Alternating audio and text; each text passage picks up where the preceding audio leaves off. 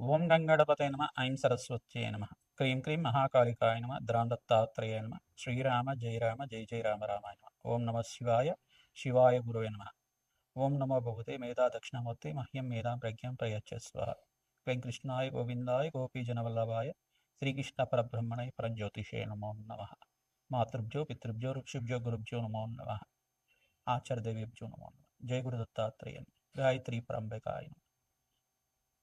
YouTube ప్రేక్షకులకు అందరికీ కూడా నమస్కారం అండి. నేను పాలపర్తి గురునాథాశ్రమ జ్యోతిషం వాస్తు సిద్ధాంతిని మీకంతా కూడా ఈ యొక్క గ్రహ గోచార ప్రకారంగా నవగ్రహాల యొక్క కలియిక వాటి ప్రభావం అంతా కూడా నవగ్రహ దేవతల యొక్క అనుగ్రహం అంతా కూడా 2026 సంవత్సర ఫలితాల్లో భాగంగా ప్రధానంగా 2026 ఆంగ్ల సంవత్సర ఫలితాల్లో భాగంగా జనవరి నుంచి డిసెంబర్ దాకా ప్రధానమైన గ్రహాలంతా కూడా శుక్రుడు బృహస్పతి శుభగ్రహాలంతా కూడా ఏ రాశి వాళ్ళకి యోగిస్తాయి, ప్రధానంగా శుభ కార్యక్రమాలు మీ గృహంలో అంతా కూడా నెరవేరడానికి ఎటువంటి పరిష్కారాలంతా కూడా ఆచరించాలి, ప్రధానంగా గృహయోగము మరియు భూ సంపద స్థిరాస్తి మరియు వివాహాది శుభకార్యాలు, ఇటువంటి శుభకార్యాల కోసం శుక్రుడు బృహస్పతి యొక్క అనుగ్రహం ఏ రకంగా లభిస్తూ ఉంటుంది, ఏ రాశి వాళ్ళకంతా కూడా వివాహాది శుభకార్యాలు అత్యంత యోగకరంగా ఉన్నాయని విశేషంగా చెప్పడం కూడా జరుగుతుంది. ప్రధానంగా సంపూర్ణ విశ్లేషణ అంతా కూడా ఈ యొక్క గ్రహ గోచార ప్రకారంగా అంతా కూడా విశ్లేషణ చేయడం జరుగుతుంది. బృహస్పతి యొక్క అనుగ్రహం, శుక్రుడి యొక్క అనుగ్రహం, వివిధ గ్రహాల యొక్క స్థితిగతి ప్రభావం అంతా కూడా సంయోగం అంతా కూడా ఏ రకంగా వివిధ రాశుల వాళ్ళకి ఇవ్వబోతున్నాయని విశ్లేషణ చేయడం జరుగుతుంది. ప్రధానంగా చూసుకుంటే శనీశ్వరుడు అంతా కూడా మీనరాశులు సంచారం చేస్తున్నారు. ప్రధానంగా రాహు అంతా కూడా కుంభరాశులు సంచారం చేయడం, ఏప్రిల్ 14 తర్వాత వక్రగతి పొందుతుంటారు. కేతు అంతా కూడా సింహరాశులు సంచారం చేయడం, ప్రధానంగా బృహస్పతి అంతా కూడా చూసుకుంటే మిథున రాశిలో జూన్ 14 దాకా మిథున రాశిలో సంచారం చేస్తుంటారు. జూన్ 14 తర్వాత కర్కాటక రాశిలో అంతా కూడా ఉచ్చ స్థానాన్ని పొంది అక్కడ సంవత్సర కాలం వరకు సంచారం అనేది జరుగుతుంటుంది. ప్రధానంగా చూసుకుంటే బృహస్పతి ఉచ్చస్థానంలో సంచారం అత్యంత యోగకరంగా శుభమైన ఫలితాలు ఇవ్వడానికి వివిధ రాశుల వాళ్ళకి యోగకరంగా ఉంటుంది. ప్రధానంగా ఇక్కడ చూసుకుంటే శుక్రుడంతా కూడా జనవరి 10వ తారీఖు నుంచి అంతా కూడా చూసుకుంటే ధనుస్సు రాశిలో అంతా కూడా ప్రవేశం చేసిన శుక్రుడు మరియు రవి భగవానుడు అంగారకుడు బుధుడు అంతా కూడా చతుర్గ్రహ కూటమితోటి బుధాదిత్య యోగంతో బుధుడు శుక్రుడు కలియుగతోటి అంతా కూడా ధనుసు రాశిలో ప్రవేశం చేసి సూర్య భగవానుడు అంతా కూడా జనవరి 15వ తారీఖు రోజున మకర రాశిలో ప్రవేశం చేయడం, మకర సంక్రమణం జరుగుతూ ఉంటుంది. ప్రతి 30 రోజులకు ఒకసారి సూర్యగ్రహం అంతా కూడా మారుతూ ఉంటుంది. వివిధ గ్రహాలంతా కూడా మారుతూ ఉండడం వల్ల ప్రధానంగా సూర్య భగవానుడు బుధుడు శుక్రుడు అంతా కూడా ప్రతి మాసంలో అంతా కూడా మారుతూ ఉంటారు. వివిధ స్థానాల్లో అంతా కూడా మారుతూ ఉంటారు. వాటి ప్రభావం అంతా కూడా విశ్లేషణ చేయడం జరుగుతుంది. గ్రహస్థితి అంతా కూడా ఈ రకంగా ఉంది. ఏప్రిల్ 14 నుంచి ఈ యొక్క రాహుకేతులంతా కూడా వక్రగతి అంతా కూడా సంచారం జరుగుతూ ఉంటుంది. ప్రధానంగా బృహస్పతి అనుగ్రహం అంతా కూడా శుభ పరిణామాలంతా కూడా సంపూర్ణ విశ్లేషణ అంతా కూడా చేయడం జరుగుతుంది. ఏ వ్యాపారస్తులకంతా కూడా యోగకరంగా ఉంది, ప్రధానంగా ఆర్థిక మీకంతా కూడా ఫైనాన్షియల్ గ్రోత్ కలగడానికి, ప్రధానంగా ఆర్థికంగా మీకంతా కూడా ధనాదాయం పెరగడానికి, ధనలాభాలు సిద్ధించడానికి, వ్యాపారంలో లాభాలు సిద్ధించడానికి, ఆర్థికంగా అభివృద్ధి కలిగి రావడానికి మీకంతా కూడా కులదేవత ఆరాధన శ్రేష్టంగా చెప్పడం జరుగుతుంది.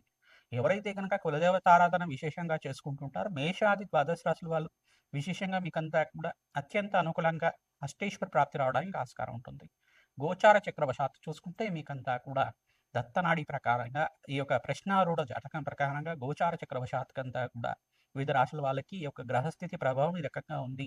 దానికి పరిహారం చేసుకుంటే ఇంకా యోగకరంగా మీకు సంపూర్ణమైన అనుగ్రహం అంతా కూడా లభిస్తుంది. జగన్మాత అనుగ్రహం వల్ల, ఆ మహాశక్తి అనుగ్రహం వల్ల మీకంతా కూడా అత్యంత అనుకూలంగా ఈ యొక్క అష్టైశ్వర ప్రాప్తి, ధనలాభాలు, అదృశ్య యోగాలు సిద్ధించడానికి ఆస్కారం ఉంటుంది. మీ గృహంలో అంతా కూడా వివాహాది శుభకార్యాలు జరగడానికి ఆస్కారం ఉంటుంది. విశ్లేషణ అంతా కూడా పరిష్కారం ఆకారంలో చెప్తాము. మేము చెప్పే పరిహారం అంతా కూడా మీరు ఆచరిస్తే కనుక అత్యంత రాజయోగం సిద్ధించడానికి, విపరీత రాజయోగము, ధనప్రాప్తి, అదృశ్య యోగం, మహాలక్ష్మి స్థిరనివాసంగా ఉండడానికి, అష్టైశ్వర ప్రాప్తి కలగడానికి, వ్యాపారంలో అభివృద్ధి, ఉద్యోగంలో మార్పు, స్థానచలనం, గృహయోగం సిద్ధించడానికి ఆస్కారం ఉంటుంది. శ్రీమాత్రే నమః. మకర రాశి జాతకులకి 2026 ఆంగ్ల సంవత్సర ఫలితాల్లో భాగంగా జనవరి నుంచి డిసెంబర్ దాకా బృహస్పతి శుక్రుడి యొక్క కారకత్వాలు ఏ రకంగా ఉంటాయి, ప్రభావం అంతా కూడా ఏ రకంగా చూపిస్తున్నారు. మకర రాశి జాతకులకు ప్రధానంగా సప్తమ స్థానంలో బృహస్పతి సంచారం అంతా కూడా ఈ సంవత్సరం జరుగుతుంది. జూన్ 14 తర్వాత రాజయోగంగా చెప్పడం జరుగుతుంది. వివాహాది శుభకార్యాలు జరగడం కానీ, సంతానం ఇవ్వడానికి, సంతానాభివృద్ధి కలగడానికి కానీ, సంతాన యోగం సిద్ధించడానికి ఆస్కారం ఉంటుంది. మంచి శుభమైన పరిణామంగా చెప్పడం జరుగుతుంది. గృహం లేని వారికి గృహ ప్రాప్తి, సంతానం కోసం ప్రయత్నం చేసుకునే వాళ్ళకి సంతాన యోగం, కళ్యాణం కాని వాళ్ళకి వివాహాది శుభకార్యాలు జరగడానికి ఆస్కారం ఉంటుంది. రాజయోగంగా చెప్పడం జరుగుతుంది ఈ సంవత్సరం అంతా కూడా.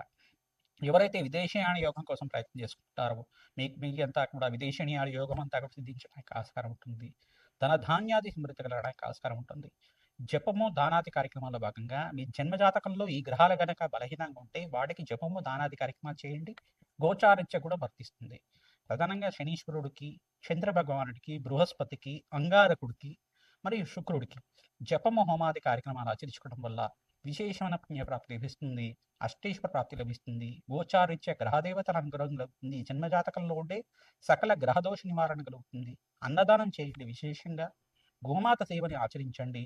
ప్రధానంగా చూసుకుంటే శనగలు దానం చేసుకోవాలి. మీరంతా కూడా గోచారరీత్యా బృహస్పతి అనుకూలత ఉంది కాబట్టి మీకంతా కూడా జాతకరీత్యా కూడా గురుబలం పెరగడానికి, మీకు గురు కటాక్షం సిద్ధించడానికి శనగలు దానం చేసుకోవడం యోగకరంగా ఉంటుంది. బొబ్బర్లు దానం చేసుకోండి. శుక్రుడి అనుగ్రహం వల్ల స్థిరలక్ష్మి స్థిర నివాసంగా లభిస్తూ ఉంటుంది.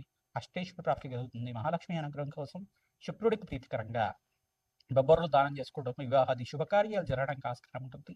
మీ జన్మజాతకంలో కనుక అంగారకుడు నీచ స్థానంలో సంచారం చేస్తూ ఉంటే కనుక అంగారకుడు ప్రీతికరంగా మీరంతా కూడా సుబ్రహ్మణ్య శాంతి హోమాది కార్యక్రమాలు ఆచరించుకోవడం, అంగారకుడి జపము దానము, కందిపప్పు దానం చేసుకోవడం, ఎర్రటి వస్త్రాన్ని దానం చేసుకోవడం యోగకరంగా ఉంటుంది.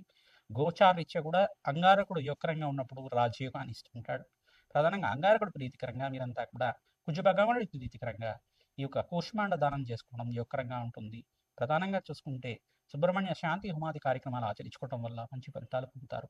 వివాహాది శుభకార్యాలు జరగడానికి కమలాత్మికాదేవి మూలమంత్ర సహితంగా శ్రీ సూక్త పారాయణ, మహాలక్ష్మి మూలమంత్రం అంతా కూడా హోమాది కార్యక్రమాలు తామర పూలతోటి, తేనెతోటి, విశేషమైన ద్రవ్యాలతోటి శ్రీ సూక్త విధానంగా హోమాది కార్యక్రమాలు ఆచరించుకోవడం వాళ్ళకి శీఘ్రంగా వివాహాది శుభ కార్యక్రమాలంతా కూడా జరగడానికి ఆస్కారం ఉంటుంది.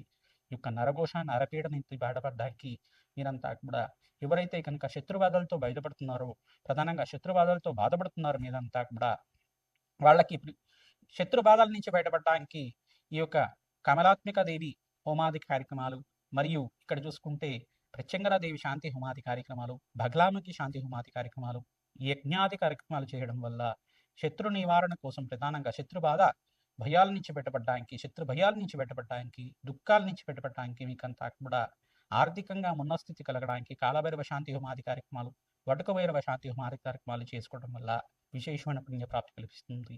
పుణ్యక్షేత్ర దర్శనాలు ఈ సంవత్సరం అంతా కూడా చేస్తూ ఉంటారు. మంచి శుభవార్తలు వినడానికి ఆస్కారం ఉంటుంది. ఆనందమైన జీవితం జీవించడానికి గృహయోగం సిద్ధిగలడానికి ఆస్కారం ఉంటుంది. ప్రతినిత్యం కూడా దత్తాత్రేయాయ స్మరణ మాత్రేణ సంతుష్టాయ నమః ఈ నామాన్ని జపాన్ని ఆచరించండి. రాజయోగం సిద్ధిస్తుంది.